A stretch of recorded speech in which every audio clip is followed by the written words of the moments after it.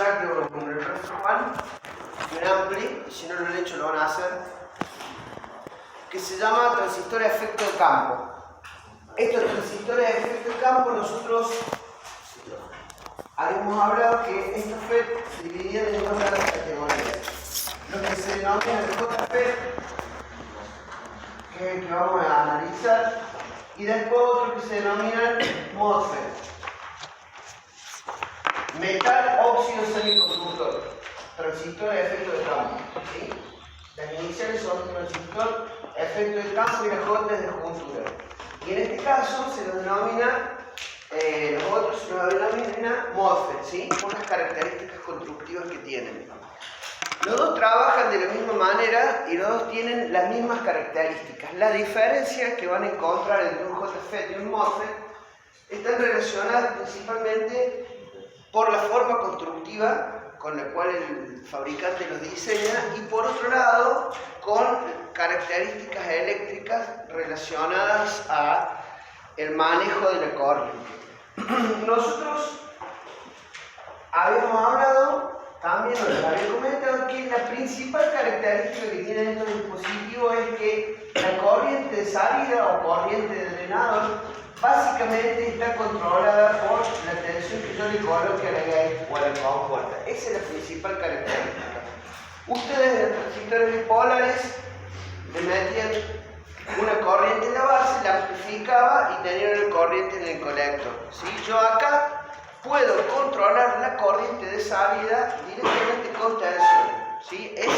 Ese es, digamos, lo que ustedes se tienen que acordar. Los JFET o los MOSFET controlan corriente de salida con la tensión que yo le coloque en la gate. ¿Sí? Entonces nosotros vamos a ver que el MOSFET va a trabajar como si fuese una llave de agua. ¿Sí? Esto va a ser como si ustedes tuviesen acá un grifo.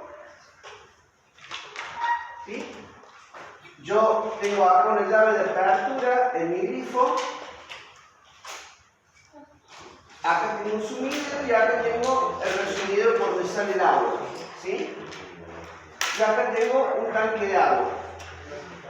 Entonces, el agua que va a representar la corriente,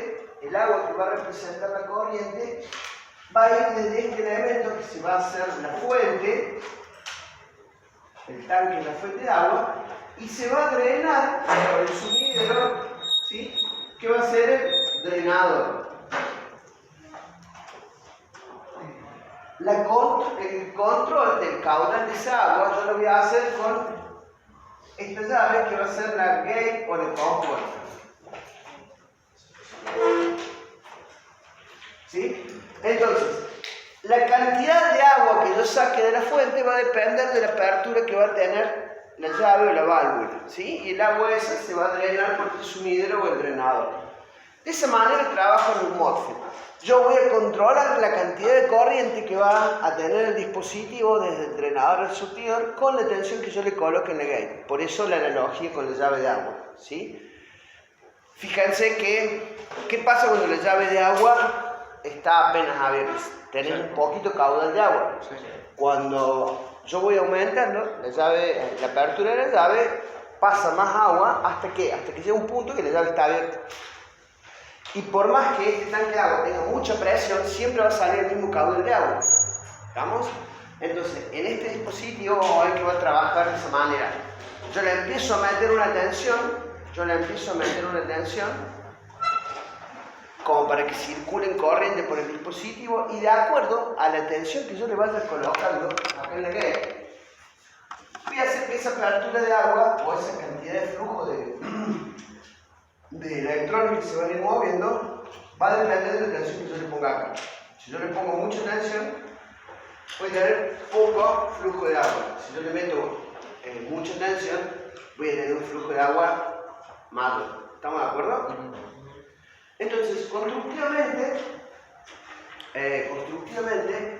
este dispositivo está formado por, digamos, ahora como si fuese un pedazo de manteca, ¿sí? Que sería el sustrato del material tipo N, en la cual se depositan, como si ustedes esto fuese un pedazo de pan, ¿sí? Y le ponen manteca a los costados. ¿Sí? El pan representaría el sustrato de material tipo L y la manteca que le colocan a los costados a la mañana cuando se levantan a comer una tostada sería el material tipo P. ¿Sí? Acá no tiene una particularidad. Entre el material tipo P y el material tipo L hay una región de empobrecimiento. ¿Sí? Esa región de empobrecimiento es una región donde hay una ausencia de cargas, no hay ni electrones ni huecos.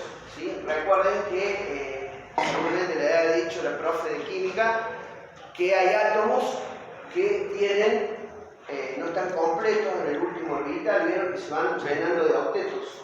¿Sí? Bueno, hay algunos átomos que en el último orbital no quedan completos y otros, digamos, que están vacíos. ¿Sí? Aquellos átomos en donde en el último orbital tengan, supónganse, como es en el caso de silicio, 4 electrones, van a tener exceso de cargas libres, ¿sí? Que es esto que yo puse acá en color rojo, que serían los electrones. Y una región de empobrecimiento es una región donde no tienen cargas eléctricas. ¿Sí? No tiene cosa. En aquellos átomos a donde en el último orbital le falten esos 4 electrones, no es que tengan cargas libres, sino que van a tener, digamos, eléctricamente lo que se denominan huecos. ¿Se acuerdan algo de eso o estoy hablando en chino? ¿Se acuerdan? Buenísimo. Entonces los electrones se van a ir ocupando los huecos y de esa manera se van a ir moviendo por toda la red cristalina y forman la corriente eléctrica. Acá el fabricante toma un pedazo de silicio, como les digo, una lámina de silicio, la dopa con impureza para meterle 4 electrones en ese último orbital y coloca 2 capas de material tipo P, ¿sí? Donde hay exceso, si se quiere, de huecos. Pero ¿qué sucede? En la unión del material tipo P y tipo N se produce una región de empobrecimiento donde no hay ni electrones ni huecos. ¿Sí? Similar a lo que sucede en un diodo rectificado, cuando vos unís una material tipo P y un tipo N. ¿Tá?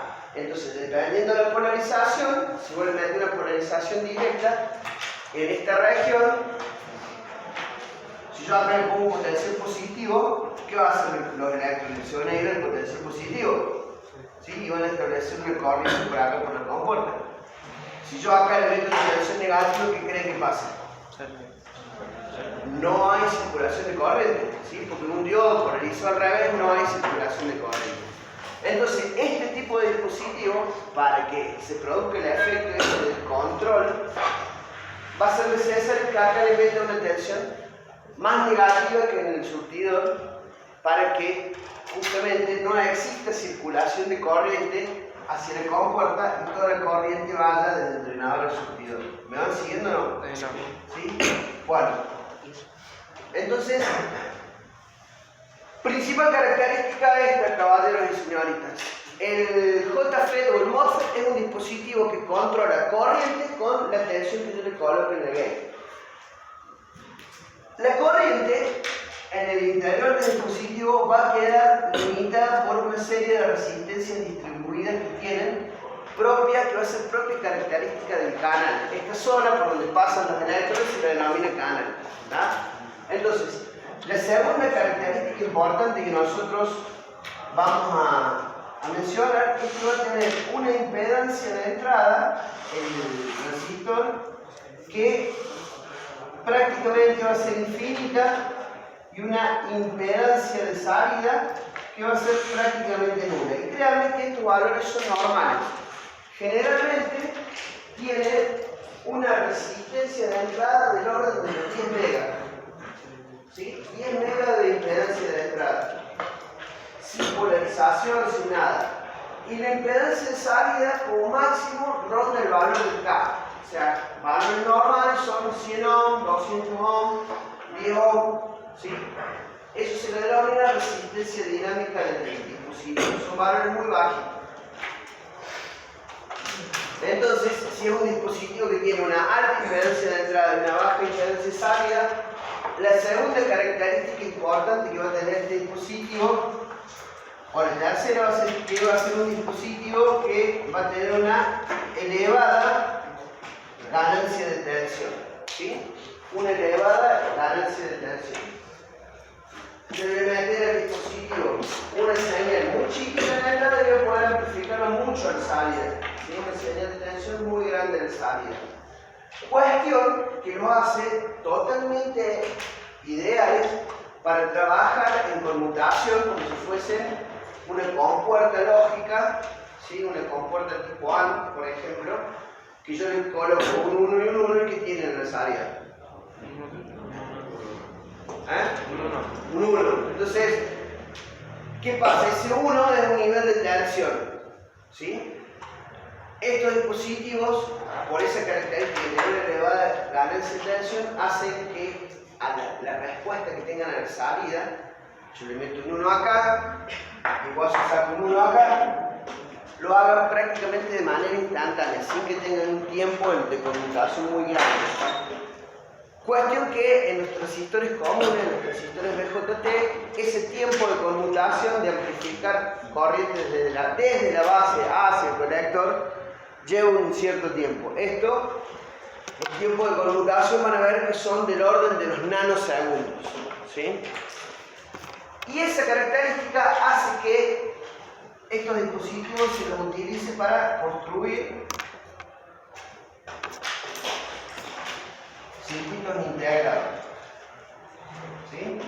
Y la quinta característica importante que tienen estos transistores JFET, tipo JFET, es que van a ser muy estables frente a la temperatura.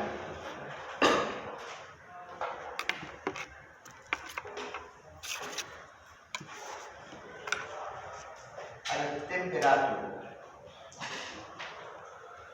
¿Sí? ¿Por qué van a ser muy estables frente a la temperatura? Porque si ustedes hacen memoria, seguramente el profe Nassi les debe haber comentado el concepto de portadores minoritarios. ¿Se acuerdan algo de eso? Que en los transistores, ¿por qué se dice que la corriente del colector es más o menos igual a la corriente en el emisor? ¿Sí? O pensémoslo de esta manera. Yo en un momento le dije que uno colocaba una resistencia en el emisor para hacer que el transistor sea independiente del beta y también para que el efecto de estos portadores minoritarios no influya sobre la polarización. ¿Qué son los portadores minoritarios? Básicamente, cuando un dispositivo semiconductor vos le metes energía, y esa energía puede ser calor, ¿qué sucede? Los electrones se empiezan a desprender. Entonces, mientras más electrones se desprendan, mayor va a ser la circulación de corriente.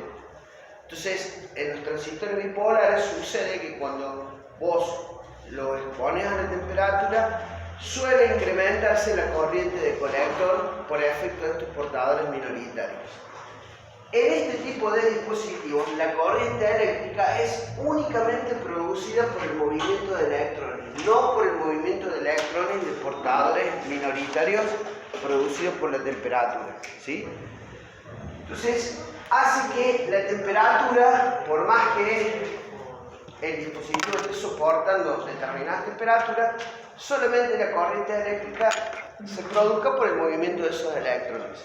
Piénsenlo de esta manera. Supónganse que tienen que hacer un amplificador ustedes de audio para el gimnasio que está al lado de la cantina. Y bueno, el gimnasio que está al lado de la cantina no es lo mismo, y supónganse que ustedes van a poner el ampli arriba del techo, ¿sí? Y no es lo mismo la temperatura ahora que la temperatura que hace en diciembre. Eso es una cuestión lógica.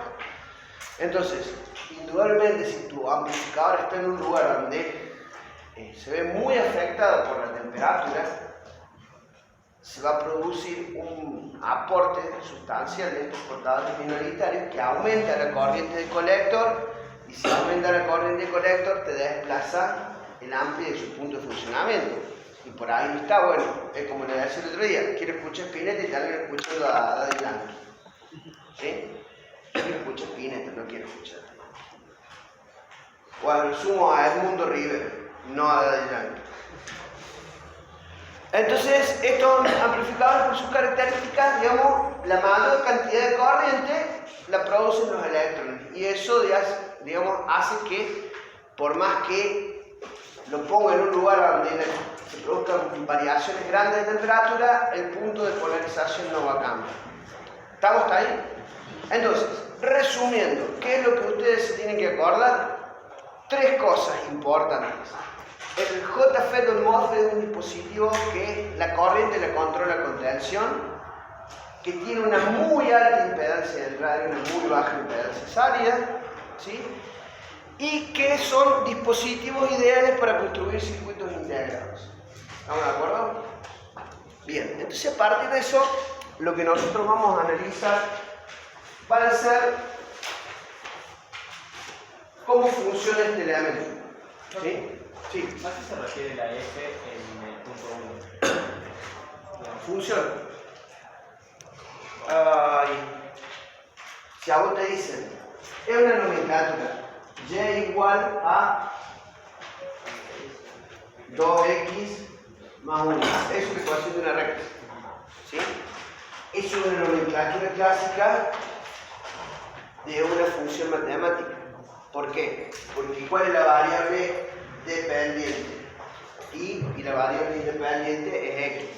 Yo cambio x, si le doy diferentes valores a x, toma diferentes valores a x. Ahora, si yo te pongo que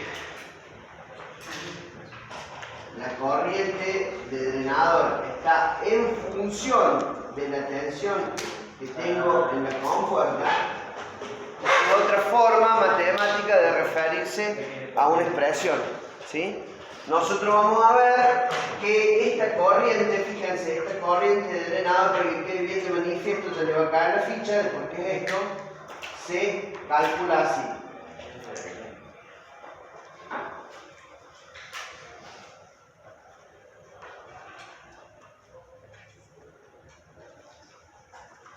¿Sí? Esa es la expresión matemática para calcular la corriente de drenado. Eso se llama ecuación de Schrödinger.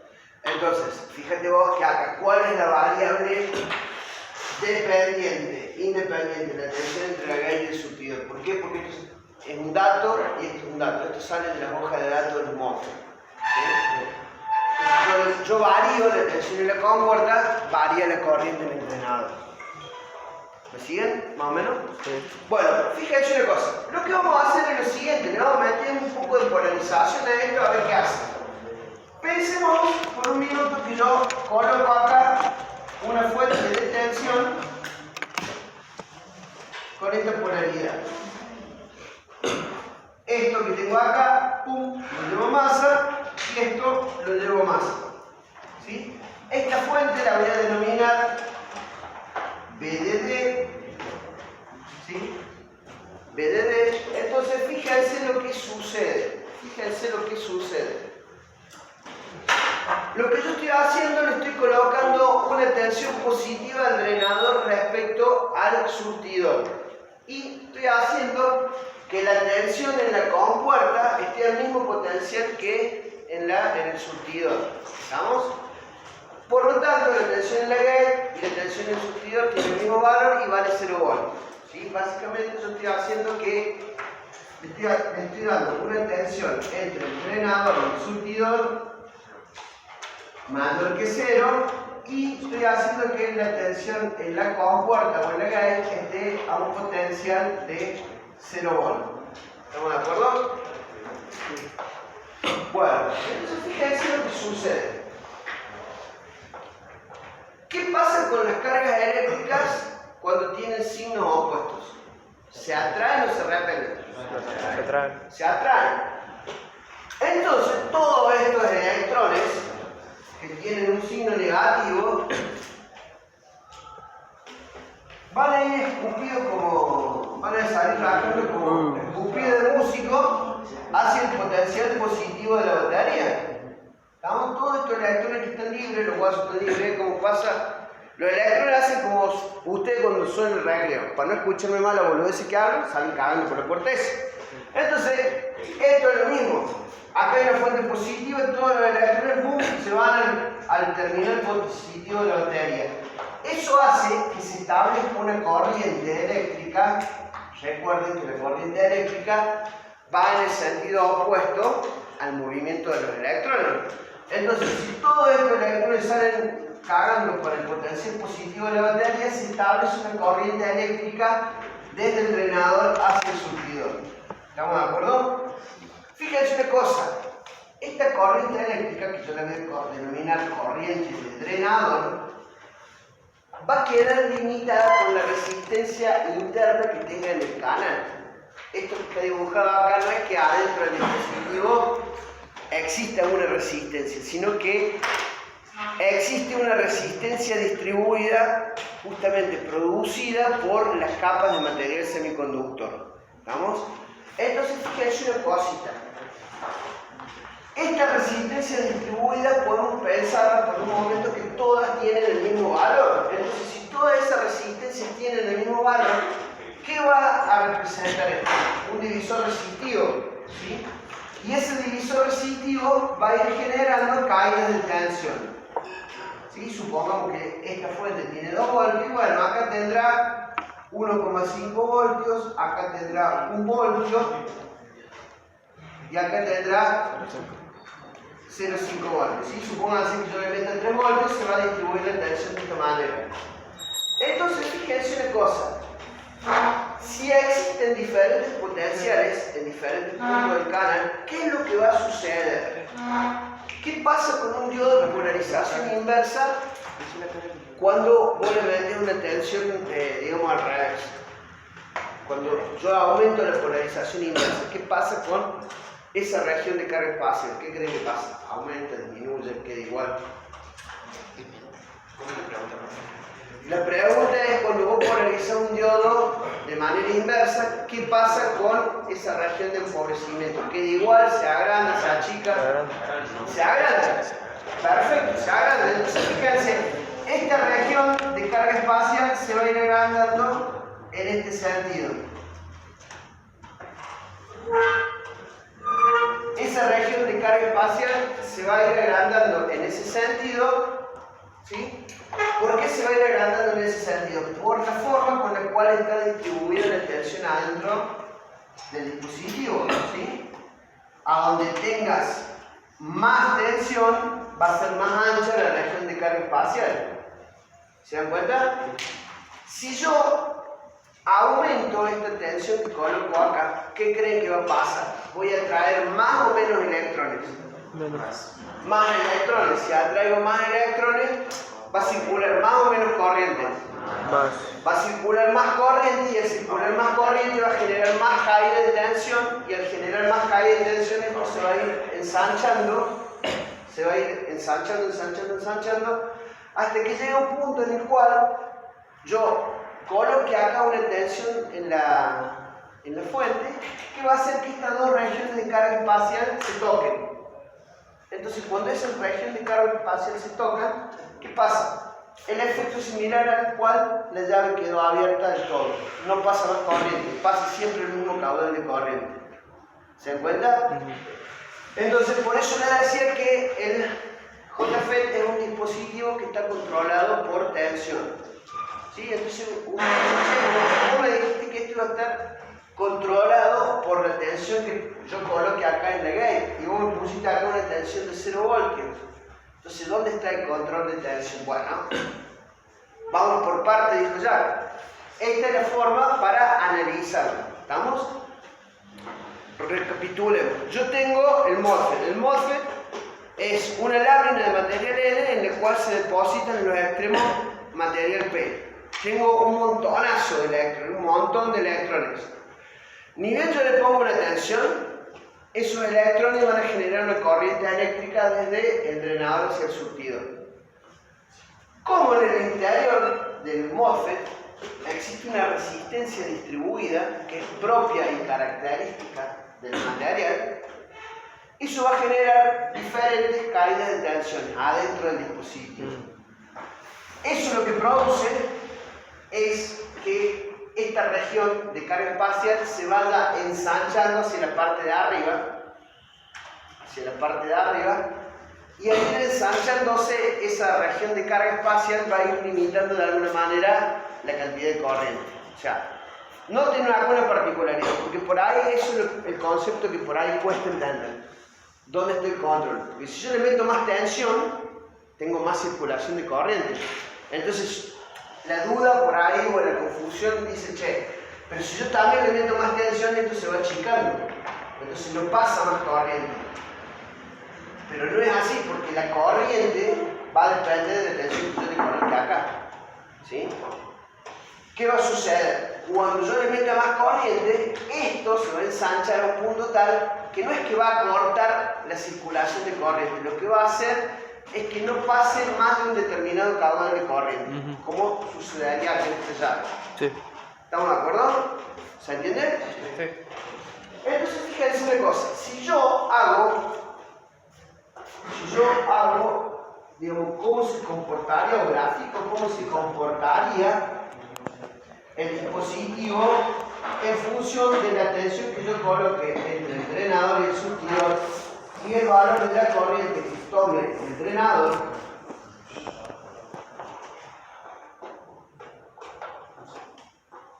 ¿le gusta graficar funciones?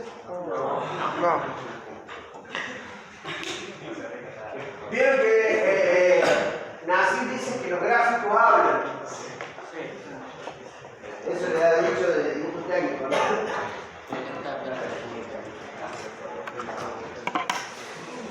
Bueno, fíjense una cosa.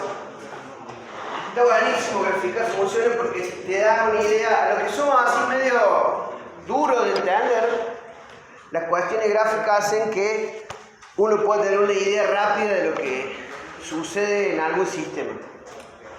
¿Esto me suena? Sí, una Es la parábola. ecuación de una parábola, Sí. una ecuación de segundo orden. Fíjense la ecuación que yo escribí ayer. Del cuadrado. Sí. Matemáticamente da lo mismo que yo haga esto. 1 más x al cuadrado. Igual ahí. Esto es la ecuación de segundo grado de acá en China. Y la representación gráfica de la ecuación de segundo orden es una parábola. ¿Tá? Bueno, esto que dibujé en línea de puntos no está en cuenta.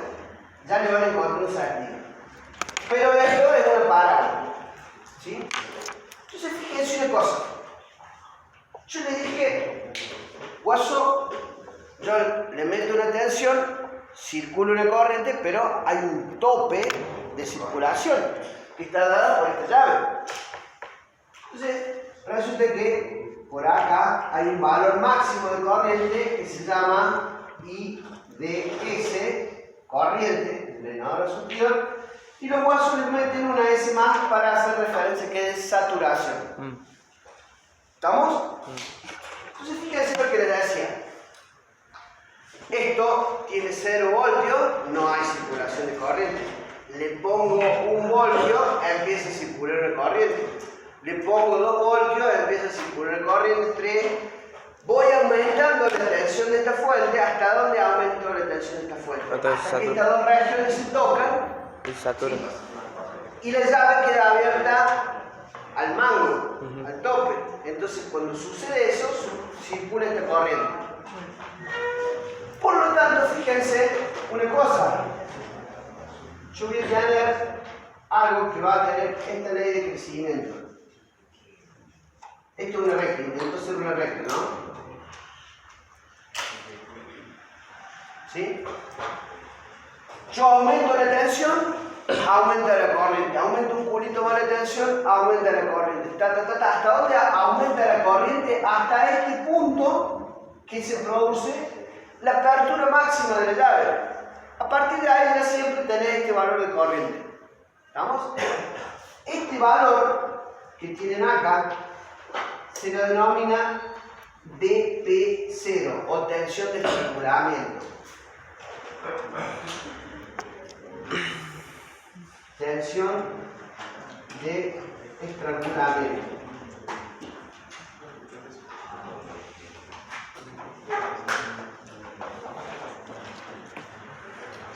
Tensión de estrangulamiento no es porque cogoteas a alguien, sino porque agarra, abre la llave al máximo.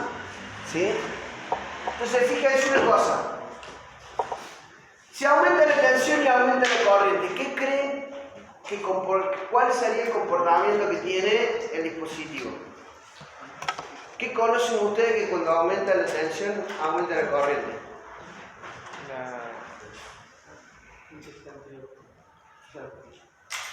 En este sentido, mira. Intensidad igual a tensión sobre resistencia. Vamos a poner así. 1 sobre resistencia multiplicado tensión. Aumento la tensión, aumenta la corriente. Esto es importante que se den cuenta, por eso les preguntaba si les gustaba graficar. Fíjate una cosa. Aumento la tensión, aumenta la corriente. ¿Cómo se llama esto? Leidón, de acá de China, o sea, si no, le vengo mintiendo yo, le vienen Lozano, todo le venimos mintiendo hace 1 año y medio. Eso se llama Leidón. La Leidón tiene un crecimiento lineal. Si yo acá tengo tensión, acá tengo corriente, esto hace la Leidón, ¿o no? Esta recta tiene algo que en matemáticas se llama pendiente, y la pendiente de esa recta es 1 sobre R. ¿Este valor? ¿Sí? O sea, es como si yo te hubiese dicho así, miren. Y igual a 2x. 2 es la pendiente de la recta, ¿o no? Bueno, acá la pendiente de la recta es 1 sobre R. ¿Sí? Si no, ¿para qué se creen que... ¿Cómo se llama acá? ¿Quién tuvieron el tercer año? En matemáticas. Al Pablo. ¿Para qué creen que Pablo estuvo hablando el pedo, Chareta viene acá de onda y se pone a hablar cosas? No. La matemática tiene una explicación, digamos, y nosotros los electrónicos usamos la matemática para entender las cosas. Entonces, la ley de Ohm tiene una ley de crecimiento lineal. La pendiente de esa recta es 1 sobre R. ¿Todos entendieron eso? Sí. Bueno, entonces si todos entendieron eso, fíjense una cosa, miren. Así no se confunden mucho, o no los confundo más, porque ya deben estar confundidos, pero no creo. Fíjense. Aumento de tensión, aumento de corriente, aumento de tensión, aumento de corriente, hasta que llega al estrangulamiento.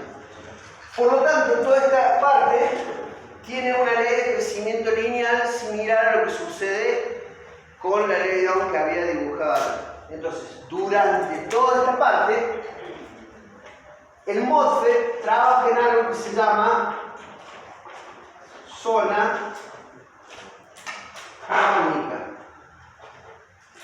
¿Sí? Zona óhmica. Donde la zona óhmica tiene una ley de crecimiento lineal, como les decía, acá tensión, acá corriente. ¿Hasta dónde? Hasta que llega a la tensión de estrangulamiento. Cuando llega a la tensión de estrangulamiento, ¿qué pasa? ¿Cómo? Va a tener el mismo valor de corriente, o lo que es lo mismo, se satura a un valor de corriente constante. Por lo tanto, cuando alcanza toda esta parte, entra en algo que se denomina zona de saturación. ¿Estamos de acuerdo? Y en esta parte, a donde la tensión es 0, en esta parte de acá donde la tensión es 0, no hay corriente, y si no hay corriente, ¿cómo está el dispositivo? Cortado. Entonces, toda esta parte de acá abajo define lo que se denomina zona de corte. ¿Estamos de acuerdo? Zona de corte. ¿Se entiende más o menos cómo trabaja? Sí. Bueno, ¿cómo dice eso?